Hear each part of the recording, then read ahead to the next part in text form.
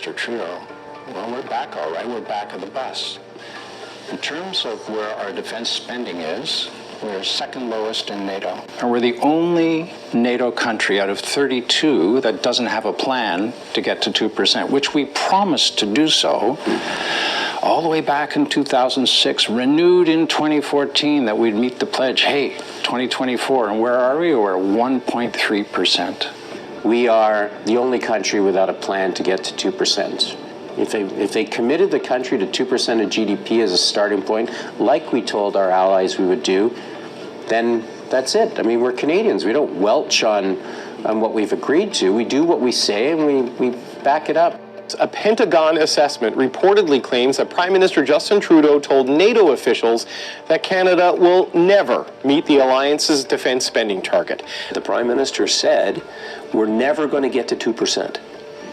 Well, that signal reverberated around all of NATO in the Brussels headquarters, in missions.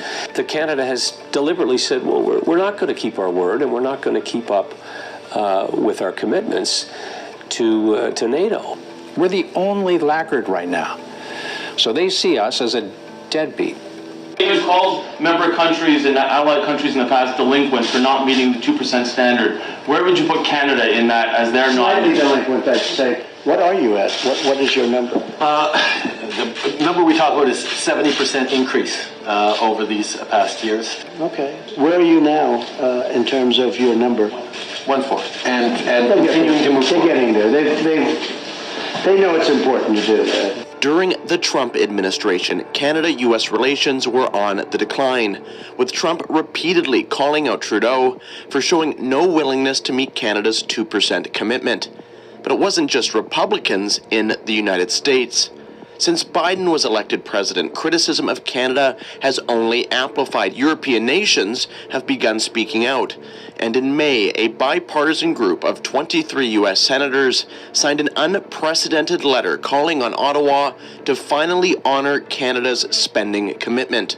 The tone of that letter was clear. The United States is not happy with Justin Trudeau.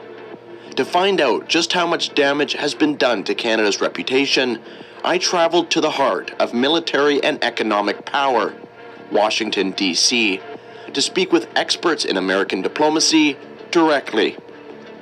We're here in Washington, D.C. Are people starting to take notice that Canada is lagging behind? I think that was very significant because it wasn't just any senators. It was not the sort of, kind of the people who are known to be sort of more controversial, more willing to lean into it. It was, I believe, co-led by Senator Shaheen and Senator Tillis. Those are the Democrat and Republican who are heads of the NATO caucus, and they were calling out Canada.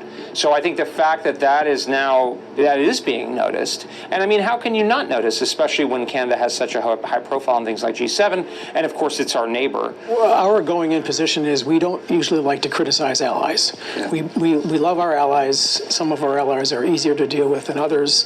We don't like to call them out in public. Yeah. That's generally the approach. When President Trump was elected, it shifted focus rather significantly because his approach was, we need to be closer to where we committed, or where you all committed back in 2014 at Wales, and actually really earlier over time to have a serious military. And so, I mean, with everybody else, at least, maybe if not at 2%, but at least with plans for 2%, and Canada not being at that point, it diminishes Canada's stature as a serious NATO member state. You're a shadow of what you used to be. Russia overnight launched its long-anticipated attack on Ukraine. War in Europe is now underway.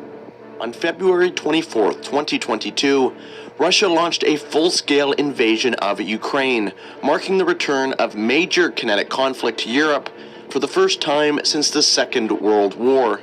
And most NATO countries took notice. In 2014, before Russia's initial seizure of Crimea, only 3 of NATO's 32 member states met the 2% spending guideline. Today, that number has increased to 23, while the remainder, excluding Canada, have detailed plans to fulfill their commitment in the years ahead. This includes smaller and less wealthy countries than our own, including Hungary, Denmark, Estonia, and most prominently, Poland, who have grown increasingly frustrated at what they perceive to be Canada's unwillingness to contribute their share to collective defense. Still in Washington, I sat down with Sławomir Debski, director of the Polish Institute of International Affairs, to get his thoughts on the situation and Canada's current spending on defense. You know, we are spending now this year close to 4% of GDP. We are a kind of the frontline country. So we see Russians, over the river.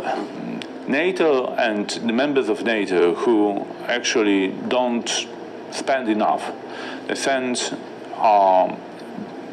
the Russians the signal, we Poles, we don't like to see that NATO is not ready, that NATO is unable to prepare itself. So it is very sad now, looking where Canada is now. And actually, now it's a kind of the free rider in the alliance. We always compare ourselves to the Americans, right? I was like, oh, we're so small and everything else. But a lot of these countries in Europe, a lot of them are, relatively small countries. And they're looking at us going, you've got 10 times the economy, you got like 5 times the population. What the hell? We used to be a middle power. Now we're an annoying ideologue who goes around lecturing other countries on what they should or shouldn't be doing. It's especially, I'll have to say, it's especially galling from Canada, which makes such a point, at least under the current government, of trumpeting its sort of international good citizenship, and that's been a central plank of Canadian sort of international policy and sort of rhetoric for the last couple of decades, where Canada is not only not spending, but at least it's being reported in the press that the Prime Minister says there's no way that they're going to do that. So I think personally there have to be real consequences. I've said that I think Canada should not be in the G7. The G7 is heavily focused on the North Atlantic kind of European area. Why shouldn't a country like South Korea that spends more like 2.7% be in the G7? Canada is perceived as one of the richest countries in the world. You mentioned G7. I mean, remember the G7 who says that we cannot afford to put our military on the right footing. I mean, that's ridiculous. So perhaps you should leave G7 if you are unable to, to behave as one of the leaders of the free world. I don't know. They're frustrated. There's a certain degree of pity. They're embarrassed for us. And they're asking a series of hard questions as to why Canada hasn't done that which the other nations expected them to do. But it makes Canada look weak. We're not pulling our weight in NATO.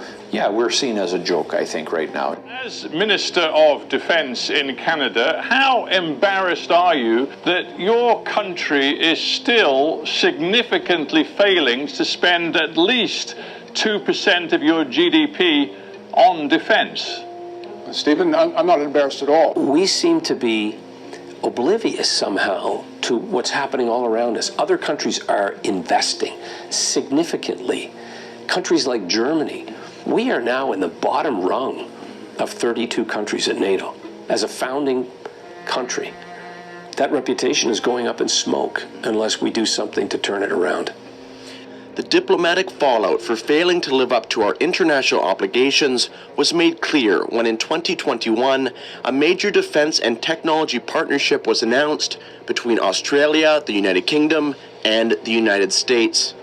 Known as AUKUS, members of this alliance are said to receive significant technological and economic benefits. Canada wasn't even invited.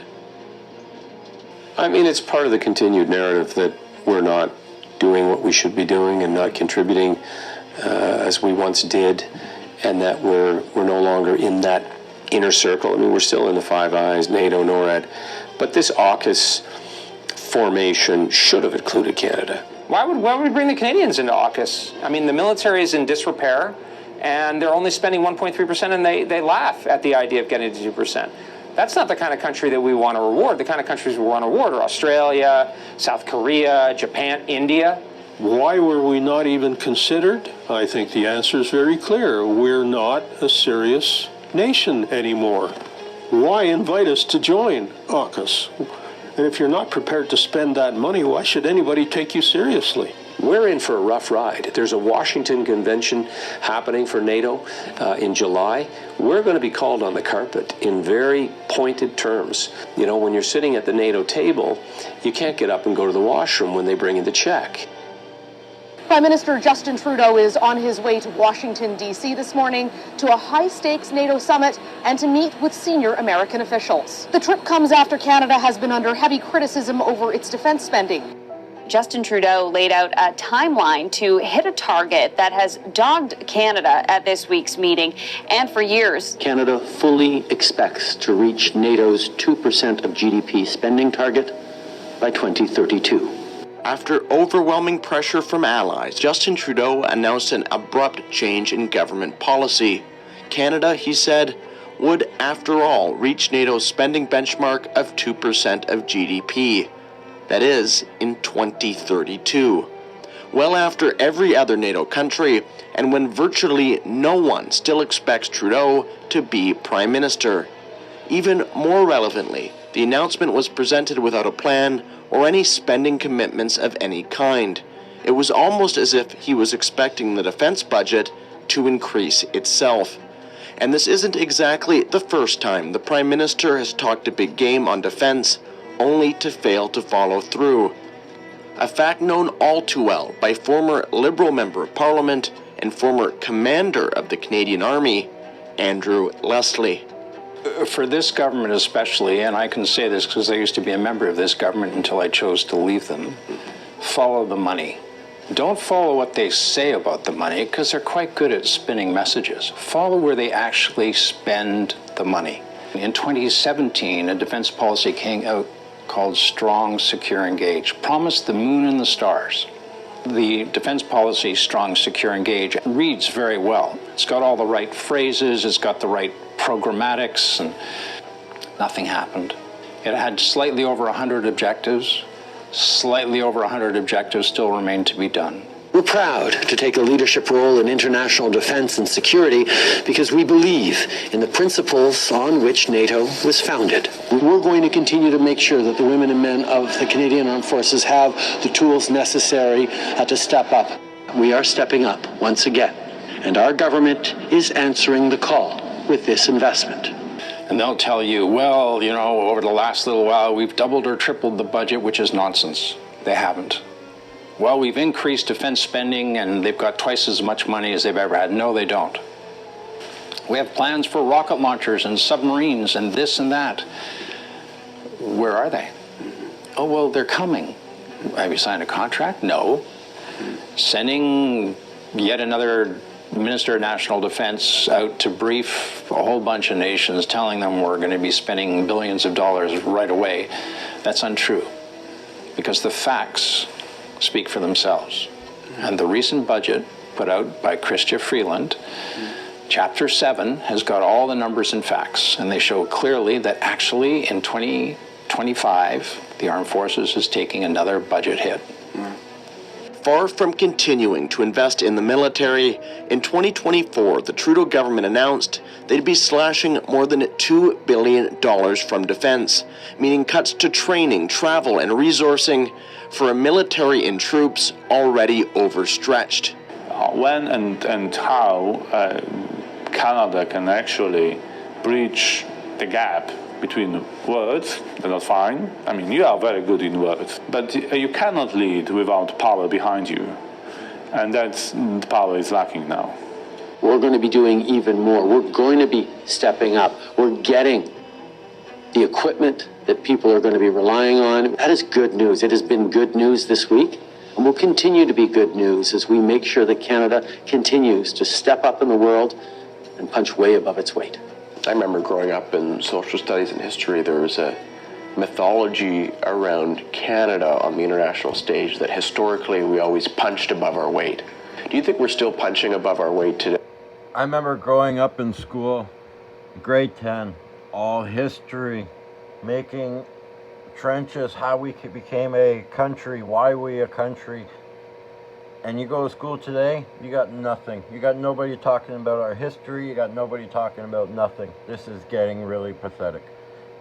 Like what Trudeau has done to our military and our country, He should be in jail for life with all the rest of the liberals.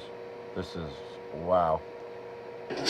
No, that's exactly, we're not doing that at all. We're punching way below our weight. I would suggest that in order to even measure the strength of the punch, you got to be in the ring. We're not even in the ring. And in an increasingly dangerous world, a week in Canada invites aggression not only toward our allies, but potentially our own security and sovereignty as well.